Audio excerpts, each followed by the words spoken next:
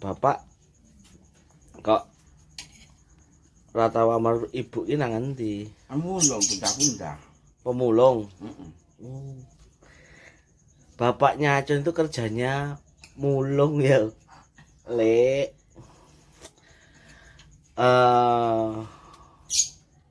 Apa jenenge? Dadi pemulung wis berapa tahun, Pak? 12 tahun. Kok cantik nih Jakarta. Emangnya ora kesel Pak dadi pemulung, Pak? Ya walaupun kesel ora apa-apa, sing penting ikhlas ae golek duit. Kuwi jenenge mencintai pekerjaan. Bapak izin nggak disebut pemulung terus apa jenenge? Pemulung ini biasanya kan dipandangnya sebelah mata ya Pak ya. Iya. Terus Bapak malu nggak? Enggak, tapi aku kan yang saya ambil kejujuran. Terus dari hasil mulung itu Bapak cukup nggak? Alhamdulillah cukup banget. Di bapaknya Acun itu kerjanya pemulung ya. Alhamdulillah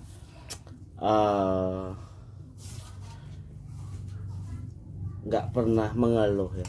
Dari awal tuh Acun udah bilang kan, cintailah pekerjaanmu karena pekerjaanmu itu yang akan selalu membawamu dalam kebahagiaan. Bener apa? Iya. Cuma tinggal apa ya? Tinggal keikhlasan, kejujuran. Walaupun sedikit hasilnya tuh kalau 10 ya enak. Betul. Kan kemarin tuh acaranya itu jagong ya, jadi semua itu pulang. Jadi bapakku juga pulang karena yang nikah itu adiknya ibu, anaknya adiknya ibu. Nah iki anakku. Guys. Nek pemulung itu sehari dapat berapa, Pak?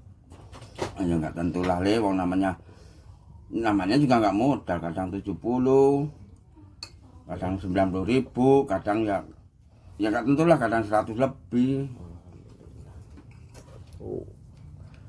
Namanya juga kalau orang Jawa itu bilang adang-adang ya Pak. Iya. Kalau dapat rezeki ya banyak, kalau nggak dapat ya tetap bersyukur gitu bro. Susah sedihnya dari pemulung iya Pak. Kadang diledekin orang, diremehin orang, itu udah makanan setiap hari kayak gitu.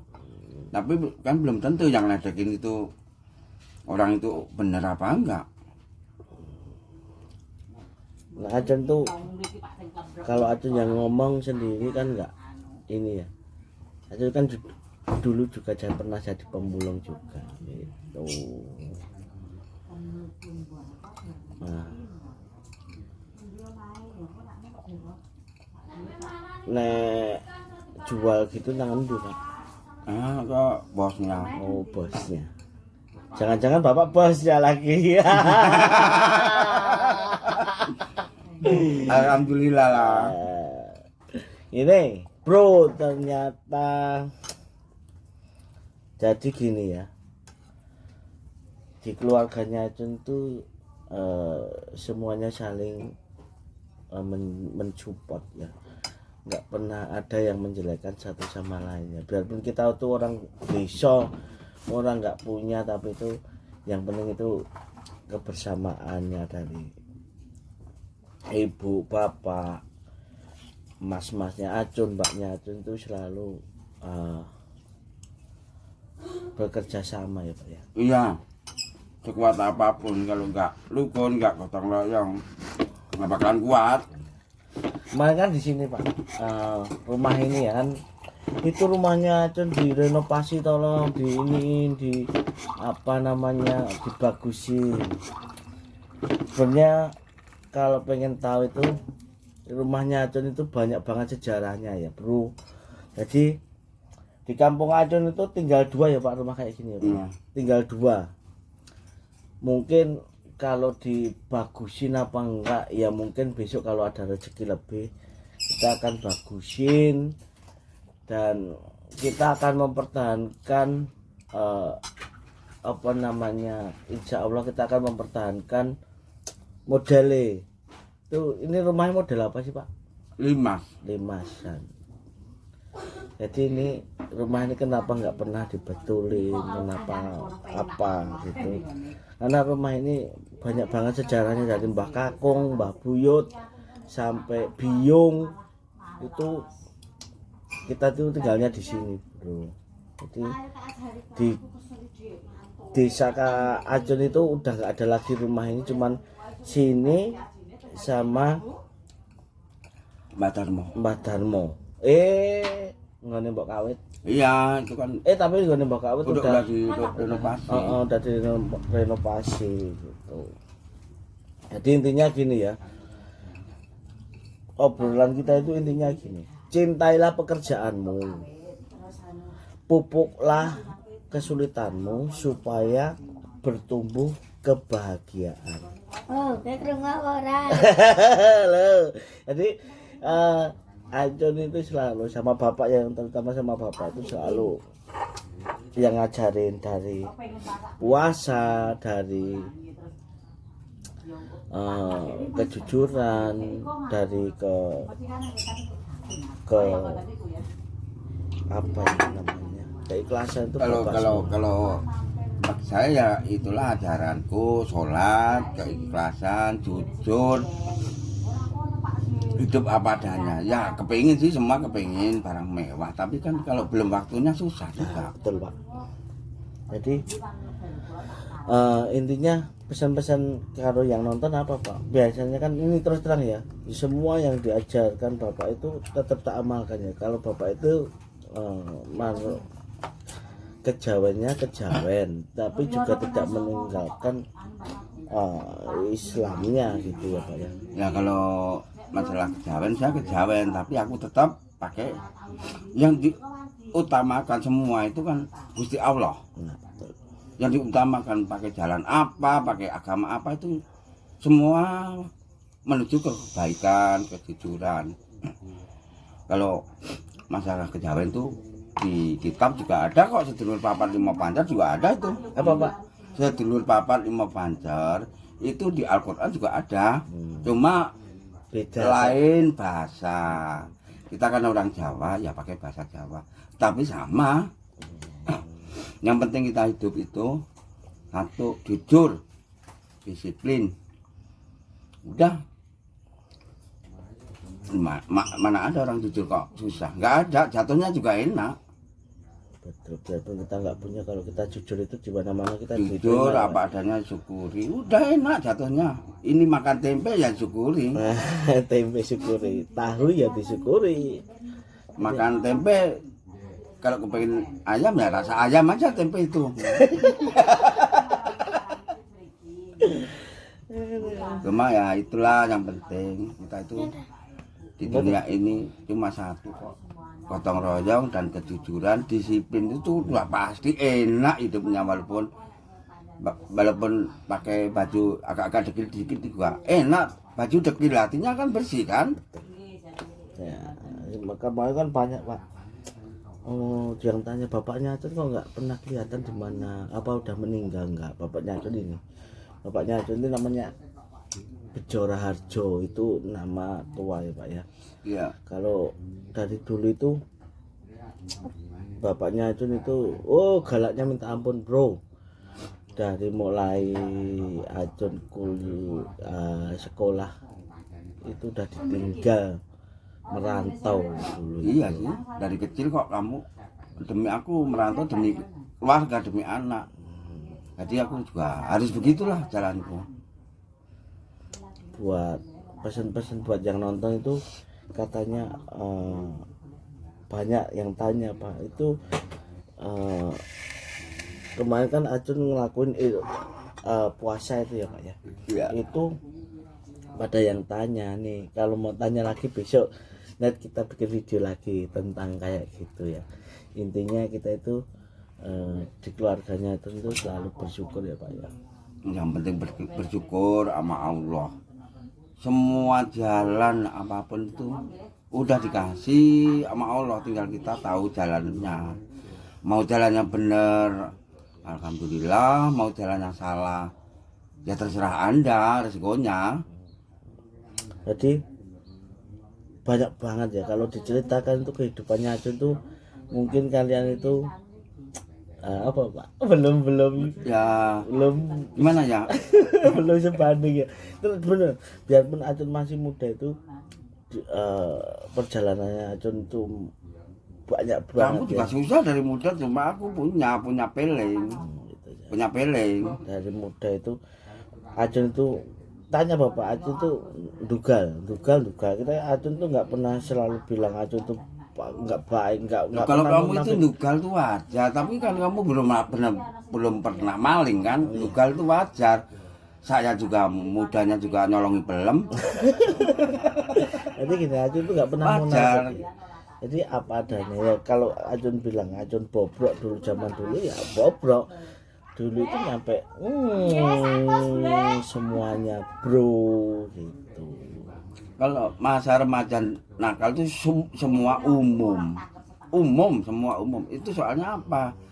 Dari segi kepingin mangga, mau beli nggak kasih duit bapaknya, itu mangganya tetangga colong, itu udah wajar bagi orang kampung. Jadi bapak ini kemarin tuh acara pulang. Jadi kalau yang besok ketemu bapaknya Ajun di jalan mulung gitu ya, inilah bapaknya Ajun. Ajun tuh nggak pernah ngomong yang Ajun omong itu apa adanya. Jadi bapaknya Ajun itu cuma pemulung, dan alhamdulillah bisa kita bisa cukup ya Pak ya. Iyalah. Kita itu nggak pernah hidup di keluarga itu nggak pernah menggayuh ya Pak bahasa Indonesia. Kalau Meraih, pengen hidup mewah tuh mewah itu nggak ada di kamusnya Ajun.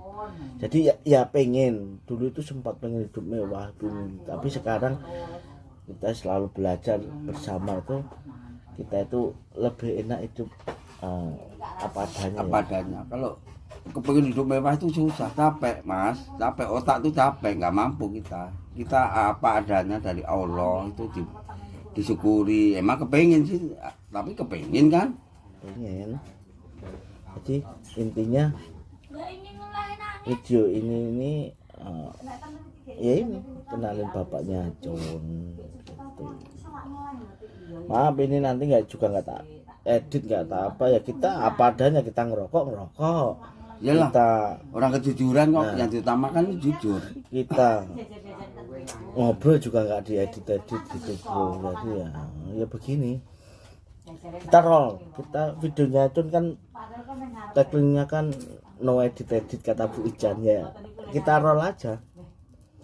Jadi nggak ada yang kita sembunyi ini Pak ya. Enggak, terbuka. Saya tuh nggak pernah sih ngumpeti sesuatu pikiran yang diumpeti itu sama aja mengganjal pikiran kita itu seumur hidup. Apa adanya blong, kita utang, kita nggak ada bilang nggak ada, itu udah enak. Jadi setiap ada masalah, setiap ada apa-apa itu selalu Ajun tuh cerita sama bapak sama ibu. Jadi buat naik turunin pikiran ya. Kalau Ajun sendiri mungkin belum mampu sih mikir-mikir yang agak berat gitu. Sekarang ini Pak, Lu goneng rokok. nggak pandai bapak Ajun kerja dengan Pak Baim gimana? Kalau Ajun udah diterima Pak Baim kerja di sono, itu disyukuri banget. Jangan mikir yang mau, yang enggak boleh sih mikir, tapi kan yang penting kamu syukuri. Itulah jalan hidupmu dari Allah, ditempatkan di Pak Baim. Jadi aku juga terima kasih banget kamu diterima Pak Baim, diantar pulang. Waktu itu aku nggak sempet nemuin Pak Baim, nggak sempet mengucapkan terima kasih. Ya baru sekarang ini saya mengucapkan terima kasih sama Pak Baim, sama Bu Paula yang menolong ngasih kerjaan anak saya. Itulah lantaran dari Allah. Pak Baim itu boleh dibilang, aku kata itu Pak Baim itu udah dipercaya sama Allah.